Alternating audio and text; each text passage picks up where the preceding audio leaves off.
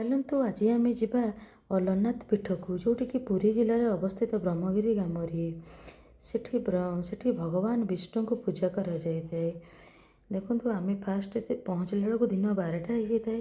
ମନ୍ଦିର ଭିତରେ ପ୍ରବେଶ କଲା ବେଳକୁ ଦେଖିଲୁ ଭଗବାନଙ୍କର ପହଡ଼ ପଡ଼ିଛି। ତାପରେ ଆମେ କ'ଣ କଲୁ ନା ବାହାରେ ବହୁତ ସମୟ ବୁଲାବୁଲି କଲୁ, ଅନ୍ୟ ଦେବାଦେବୀଙ୍କୁ ଦର୍ଶନ କରୁଥାଉ। ତା ଭିତରେ ଦେଖନ୍ତୁ ସବୁ ଭକ୍ତମାନେ କେମିତି ଭଗବାନଙ୍କ ଦର୍ଶନ ପାଇବା ପାଇଁ ଅପେକ୍ଷା କରି ରହିଛନ୍ତି। ବହୁତ ବଢ଼ିଆ ଲାଗୁଥାଏ, ବହୁତ ସୁନ୍ଦର ଜାଗା ଥାଏ।